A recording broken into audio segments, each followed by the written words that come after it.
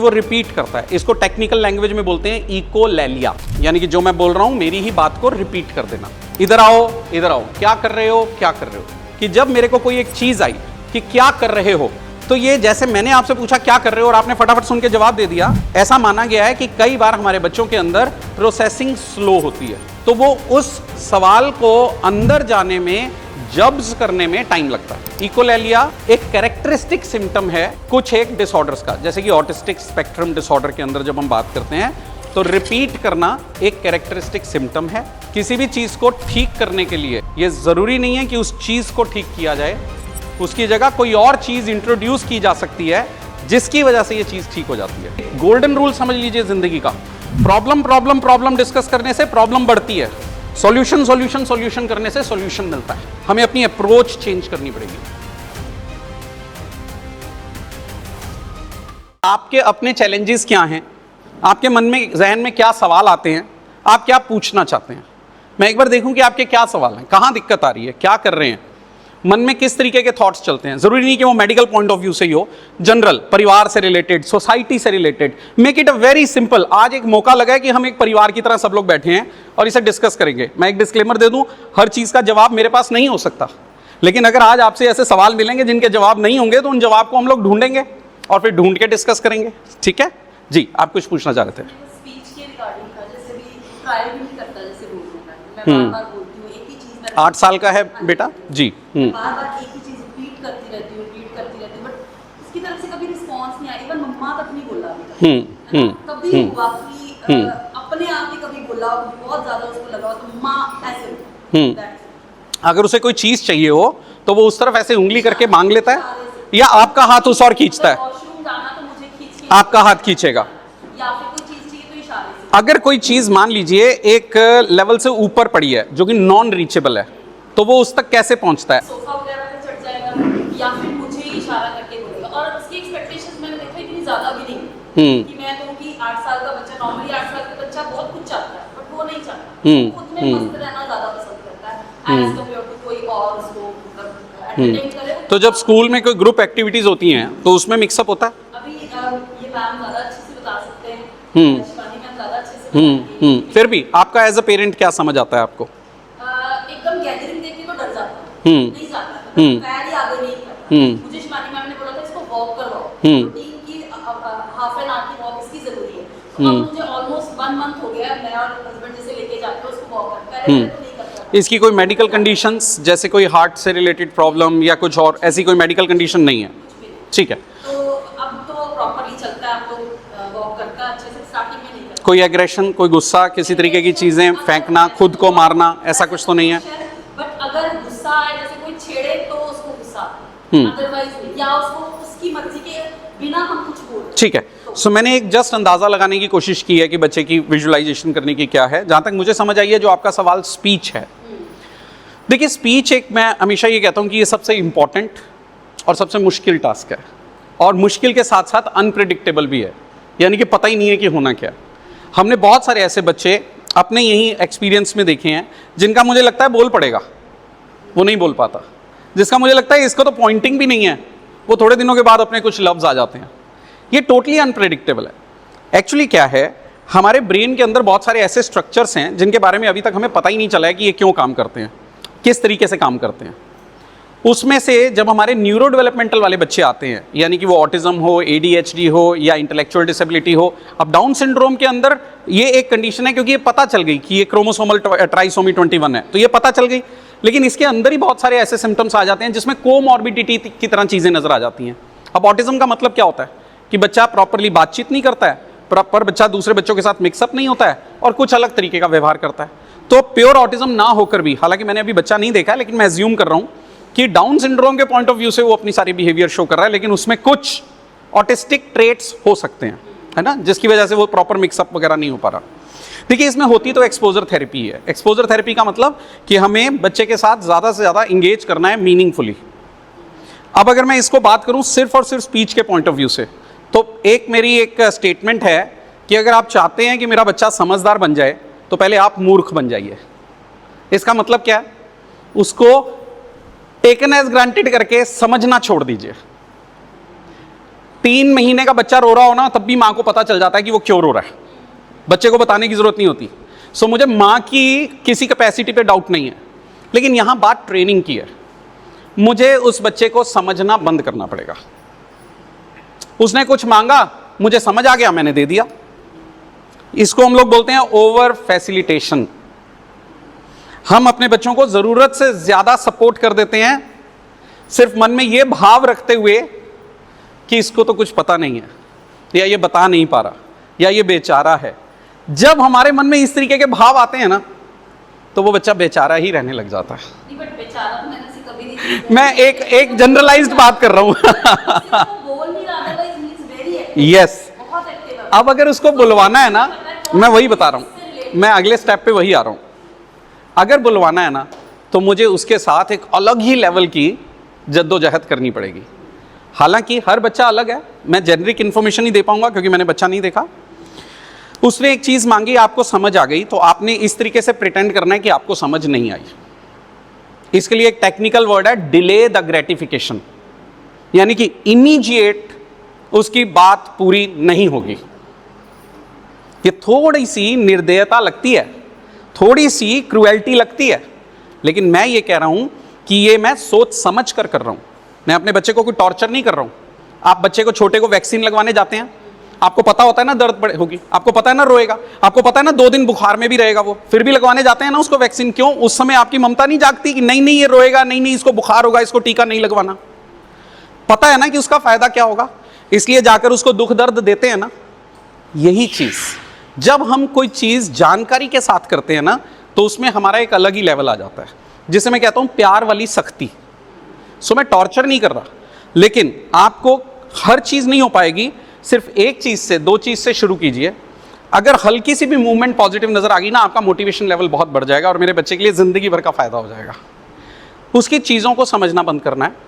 जो चीज वो सबसे ज्यादा चाहता है, जो उसकी फेवरेबल एक्टिविटी है, अगर उसने वो मांगी, आपने नहीं देनी। आपने हाँ बोलो, क्या चाहिए, क्या चाहिए, मम्मा को समझ नहीं आया, क्या चाहिए, क्या चाहिए, क्या चाहिए, क्या चाहिए कहकर 10 बार, 20 बार, 25 बार, एक लेवल तक, छोटे से थ्रेशोल्ड होता है, हर बच्चे का अपना थ्रेशोल्ड होता है, उसको समझते हुए उस लेवल तक उसे खिजा दीजिए। उस खिजाने के बाद जब आपको समझ आ जाए नहीं है तो, क्योंकि हर बच्चे की लेवल अलग अलग होता है कि भाई बच्चा 5 बार में ही खींच जाएगा, तो जरूरत से ज्यादा नहीं करना है, हर चीज का एक लेवल होता है। सो आपने उसको खिजा दिया, अब आपने उसको वो चीज दी और बोला कि ये चीज ये है। सपोज पानी है, सपोज एक एग्जांपल ले लिया। सो पानी को हम बैबलिंग वर्ड में बोल देंगे मम, कॉमन वर्ड है ना, मम मतलब पानी होता है। हम वहीं से शुरू, हम यहीं से शुरू करेंगे, बोले मम, बोलो मम, हाथ में पकड़ के बोलो मम मम मम मम। आपको 10-20 बार बोलना पड़ेगा, फिर दे दीजिए पानी इसको। अब इसकी प्रैक्टिस करनी पड़ेगी आपको।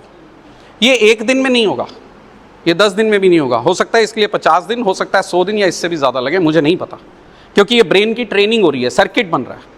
लेकिन आप यकीन मानिए, न्यूरोप्लास्टिसिटी का कॉन्सेप्ट एक ऐसा कॉन्सेप्ट है जो ये कहता है कि न्यूरल सर्किट्स बन जाते हैं अगर हम बनाना चाहें तो। स्पीड अलग अलग होती है। आप यकीन मानिए, मोस्ट प्रोबेबली वो पानी को मांगने के लिए 1 दिन सीधा ही आपसे बोलेगा मम। और ये मेरी पहली जीत हुई। इस दिन मेरा मोटिवेशन लेवल कहीं और ही पहुंच गया। अब मैं अगली 2-3-4 चीज़ों को इकट्ठा, पहले भी 2-3-4 चीज़ों को इकट्ठा करूंगा, फिर उनमें से कुछ हासिल होने के बाद अगली 2-4 चीज़ों का, एक बार उसकी यहाँ फ्लो बनना शुरू हो गया ना, तो बहुत कुछ हो सकता है। हालांकि स्पीच बहुत कॉम्प्लेक्स पार्ट है, हमें पता नहीं है कि ब्रेन की वायरिंग कैसे चलेगी, लेकिन ना तो ये मैं किसी MRI से पता कर सकता हूँ, ना ही किसी और टेस्ट से। तो इसमें हम लोग यही बिहेवियर थेरेपी का कॉन्सेप्ट ही यूज़ करेंगे। सो हमें ये स्टेप लेना पड़ेगा। ये एक मदर के लिए इमोशनली पेनफुल हो सकता है कि मेरे बच्चे को कुछ चाहिए और मैं नहीं दे रही, लेकिन ये वही चीज़ है कि आप जानबूझकर उसे थोड़ा सा एक लेवल तक खिंच करवा रहे हैं, ताकि उसकी नीड हो कि इसको तो समझ नहीं आएगा, मांगना ही पड़ेगा। ये एक कोशिश है। आई नो आप पेरेंट्स बच्चे के साथ ज़्यादा काम करते हैं, हम लोग सिर्फ थ्योरेटिकल और किताबें बातें ज़्यादा करते हैं, आप प्रैक्टिकल बातें आप ही करते हैं। लेकिन इसके बावजूद जब पेरेंट और प्रोफेशनल मिल जाते हैं तो 1 और 1 11 होते हैं। सो मुझे लगता है इट्स अ लॉन्ग जर्नी, लेकिन सही दिशा में जाना ज़्यादा ज़रूरी है। सो धीरे धीरे उसे समझना थोड़ा सा कम कीजिए और उसको बुलवाने की कोशिश ज़्यादा करवाइए। हर चीज़ पे मत कीजिए, नहीं तो वो बहुत ज़्यादा फ्रस्ट्रेटेड हो जाएगा। सिर्फ स्टार्टिंग में 2-3 चीज़ों पे लीजिए और एक बार करके देखिए। मैं उम्मीद करता हूँ कि इससे 1-2 शब्द भी आ गए ना तो प्रोसेस समझ आ जाएगा। थेरेपिस्ट भी यही करते हैं, इसी तरीके से शुरू होते हैं। ठीक है जी, और किसी का कोई सवाल? ये एक सवाल को मैं थोड़ा इलेबोरेट इसलिए करता हूँ ताकि आप अगली पिछली चीज़ें भी थोड़ी बहुत समझ जाएं। ठीक है जी, हाँ जी। उम्र बताइए बच्चे की? 7 साल का है। रिपीट मतलब मैं बोलूँ कि इधर आओ तो बोल देगा इधर आओ, कहाँ जा रहे हो, कहाँ जा रहे हो, ऐसा है। और वैसे मीनिंगफुली बोलता है कुछ, मम्मा पापा दूध पानी चाय? वन वर्ड में बोलता है या लंबे सेंटेंस में बोलता है?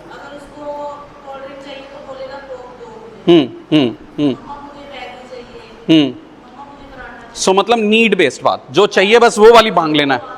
मुझे डैश चाहिए, मतलब मुझे कोक चाहिए, मुझे रोटी चाहिए, मुझे पानी चाहिए, मतलब उसने एक अपने पेट सेंटेंस बना लिए हैं, उसमें बस वो वर्ड फिट करता रहता है। ऐसा ही कुछ कहना चाह रहे हैं आप मुझे? और वो सुनी हुई बात को रिपीट करता है। ठीक है जी, इसमें मेरे को 2 चीज़ें आपको बताने के लिए हुई हैं, चाहे बच्चे हमारे छोटे हों चाहे बड़े हों। पहले तो ये समझना है, कोक तो नहीं देनी पहले तो यही समझ आ गया मुझे, कोक नहीं देनी। कोक नहीं देनी मतलब क्यों नहीं देनी? ये बहुत ज़्यादा मीठा होता है। हालांकि मैंने अभी बच्चा देखा नहीं है, लेकिन अगेन किसी भी बच्चे जो हमारे स्पेशल नीड चिल्ड्रन होते हैं, इनमें एक फिजिटीनेस ज़्यादा देखी जाती है, यानी कि हिलना डुलना ज़्यादा देखा जाता है। वो क्यों होता है? 2 कारणों की वजह से। एक तो उनके अंदर बाय डिफ़ॉल्ट एनर्जी ज़्यादा है, और दूसरा क्योंकि वो अपनी बातों को प्रॉपरली हमें बता नहीं पाते हैं, तो वो थोड़े रेस्टलेस रहते हैं। तो जब हम ओवर मीठा देते हैं बच्चे को, तो उससे बच्चे की हाइपर एक्टिविटी थोड़ा और बढ़ती है, क्योंकि मीठे का मतलब कैलोरीज, पहले से ही एनर्जी ज़्यादा है, ऊपर से मैंने और एनर्जी दे दी, तो वो तो जैसे आग में घी डाल दिया हमने, सो वो तो और फैलने लग जाती है। सो पहले तो ये फिजिटीनेस कम करनी है हमें, मीठा नहीं देना है, ज़्यादा मीठा की डेफिनेशन सुन लीजिए। Coke, Pepsi, Fanta, Maaza, Frooti, toffee, chocolate, candy, ice cream, biscuits के पैकेट, चिप्स के packets, preservative foods, packaged foods, pizza, burger, बहुत ज़्यादा नहीं देने हैं। मतलब डेली बेसिस पे तो बिल्कुल ना मिलने पाए। आपने कभी बिस्किट देना है तो पैकेट मत दीजिए, 1 बिस्किट दीजिए। अगर आपने चिप्स का पैकेट देना है तो उसमें से 2/3 हिस्सा पहले ही निकाल लीजिए, फिर उसको पैकेट पकड़ाइए। रोज मत पकड़ाइए, कभी कभी पकड़ाइए। पहले तो ये चीज़ें कम कीजिए आप, ठीक है। दूसरा, अब आता हूँ आपके सवाल के जवाब पे कि वो रिपीट करता है। इसको टेक्निकल लैंग्वेज में बोलते हैं इकोलैलिया, यानी कि जो मैं बोल रहा हूँ मेरी ही बात को रिपीट कर देना। इधर आओ, इधर आओ, क्या कर रहे हो, क्या कर रहे हो। ये 2 लेवल पर होती है। हालांकि इसका वही, किसी भी चीज़ का कोई ऑब्वियस रिकॉर्ड या कोई अभी तक चीज़ें साबित नहीं हो पाई हैं, कुछ थ्योरीज हैं, उनको समझ लेते हैं। पहली थ्योरी ये कहती है कि हमारे जो बच्चे होते हैं वो अपने माइंड में जो प्रोसेस करते हैं इस इंफॉर्मेशन को, वो उनकी प्रोसेसिंग स्लो होती है कंपैरेटिवली। ऐसी एक थ्योरी है, ये हर बच्चे के ऊपर एप्लीकेबल नहीं हो सकती, लेकिन ये माना गया कि जब मेरे को कोई एक चीज़ आई कि क्या कर रहे हो, तो ये जैसे मैंने आपसे पूछा क्या कर रहे हो और आपने फटाफट सुन के जवाब दे दिया, ऐसा माना गया है कि कई बार हमारे बच्चों के अंदर प्रोसेसिंग स्लो होती है, तो वो उस सवाल को अंदर जाने में, जब्स करने में टाइम लगता है, तो वो उस चीज़ को, इंफॉर्मेशन को रिपीट करते हैं। तो जब आपने पूछा क्या कर रहे हो, तो वो बोलेगा क्या कर रहे हो, मतलब इस समय वो उस इंफॉर्मेशन को रिसीव करने की कोशिश कर रहा है। और कई बार ऐसा होता है कि वो रिपीट करने के बाद अपना आंसर दे देते हैं। यह अलग अलग बच्चों में होता है, कई नहीं देते हैं, कई रिपीट करने के बाद आंसर दे देते हैं।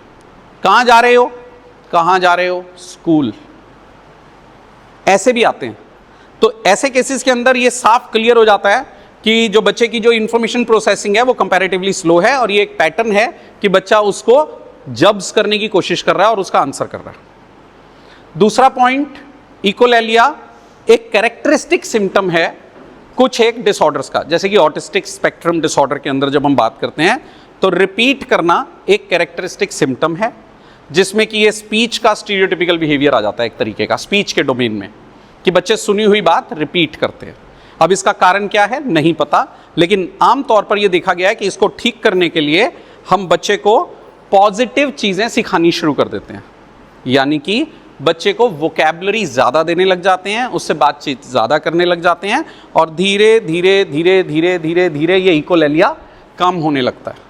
एक चीज़ समझिए, मोस्ट ऑफ द टाइम किसी भी चीज़ को ठीक करने के लिए ये ज़रूरी नहीं है कि उस चीज़ को ठीक किया जाए, उसकी जगह कोई और चीज़ इंट्रोड्यूस की जा सकती है जिसकी वजह से ये चीज़ ठीक हो जाती है। इसको एक उदाहरण से समझिएगा कि अगर कमरे में अंधेरा होता है तो हम कमरे के अंदर घुसते ही क्या करते हैं? तो अंधेरा क्यों नहीं भगाते? नहीं भगाते। कभी भी टेक्निकल तरीके से समझिए, कभी भी हम अंधेरा नहीं भगाते, हम लाइट ऑन करते हैं। So most of the time हमारे इन बच्चों में जब कभी भी आपको कोई नेगेटिव बिहेवियर नजर आए तो ये ध्यान रखना है कि हर नेगेटिव बिहेवियर को ठीक नहीं किया जा सकता, कुछ पॉजिटिव बिहेवियर्स इंट्रोड्यूस किए जाते हैं जिससे कि ये बिहेवियर बाहर चला जाता है। अब इसमें ये होता है कि जैसे पॉजिटिव बिहेवियर का क्या मतलब हो गया कि वो सुनी हुई बात रिपीट करता है, तो अभी क्या है कि हमने उसको नई नई वोकैबुलरीज देनी शुरू कर दी, क्योंकि कई बार बच्चे इसलिए भी रिपीट करते हैं क्योंकि उनके पास कुछ बोलने के लिए ही नहीं है। स्पीच है लेकिन अभी comprehension, word bank, conversational skills, communication skills वो नहीं है। तो मैं क्या करूंगा कि इकोलेलिया रोकने की बजाय मैं उसके साथ ज्यादा कॉन्वर्जेशन करना शुरू करूंगा। धीरे धीरे उसको वर्ड बैंक ज्यादा दूंगा। वर्ड बैंक मतलब शब्दों का ज्ञान अंदर ज्यादा जाएगा। देखिए, बाहर तभी निकलेगा जब अंदर कुछ होगा। ये क्या है? अगर उसको पता नहीं है कि ये क्या है तो वो बोलेगा ना कि ये क्या है।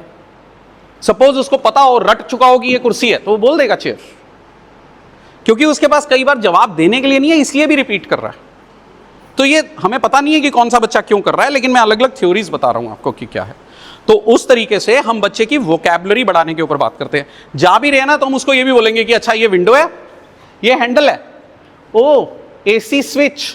लाइक आप मत सोचो कि उसको क्या समझ आ रहा है क्या नहीं समझ आ रहा। आप कोशिश कीजिए कि ज्यादा से ज्यादा वोकैबुलरी उसको अपने आसपास की चीजें समझ आनी शुरू हो जाए। जब यहां अंदर शब्द इकट्ठे होने शुरू हो जाएंगे तो सेंटेंस भी बनने शुरू हो जाएंगे। But it's a long process. कहते हैं नॉलेज इज कॉन्फिडेंस। जानकारी होगी तो पूरे कॉन्फिडेंस के साथ करेंगे, नहीं तो आप क्या कहेंगे? 2 दिन हो गए बता तो रहा हूं, 10 दिन हो गए बता तो रहा हूं, तब भी फर्क नहीं पड़ा, 20 दिन हो गए अभी भी फर्क नहीं पड़ा। मैं कहता हूं क्यों 10-20 दिन? क्या पता यहां पर 100, 150, 200 दिन लगने हो। आप लगाइए ना एक बार, ब्रेन के अंदर कुछ कॉन्सेप्ट्स बन रहे हैं।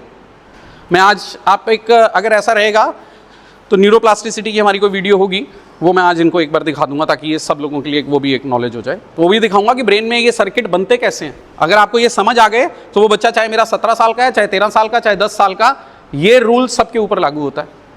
मैं वो एक बार आपको दिखा दूंगा कि वो रूल दिमाग में बनता कैसे। अगर आपको समझ आ जाएगी तो आप ज़्यादा अच्छा काम कर पाएंगे। सो इसके अलावा इकोलेलिया में मैंने आपको ये बताया कि जैसे बता रहा था कि धीरे धीरे धीरे धीरे फर्क पड़ेगा।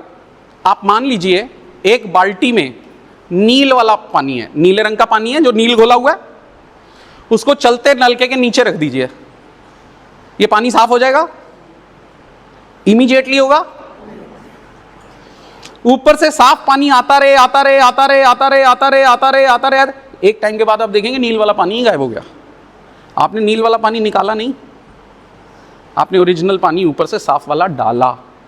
हम लोग कहां रहते हैं? हम लोगों की एक आदत होती है कि हम प्रॉब्लम फोकस्ड हो जाते हैं। हम हमेशा प्रॉब्लम डिस्कस करने लग जाते हैं। एक गोल्डन रूल समझ लीजिए जिंदगी का, प्रॉब्लम प्रॉब्लम प्रॉब्लम डिस्कस करने से प्रॉब्लम बढ़ती है, सॉल्यूशन सॉल्यूशन सॉल्यूशन करने से सॉल्यूशन मिलता है। हमें अपनी अप्रोच चेंज करनी पड़ेगी। हम हमेशा प्रॉब्लम पे इतना फोकस्ड हो जाते हैं कि वो नील वाले पानी से ही नहीं बाहर निकल पा रहे। मैं कह रहा हूं भूल जाओ उसको, नलका ऑन कर दो, बाहर चले जाओ, थोड़ी देर के बाद आना साफ हो जाएगा। सॉल्यूशन के ऊपर काम कीजिए। बट ये तब हो पाएगा जब आप चीजों को साइंटिफिकली तरीके से समझ पाएंगे।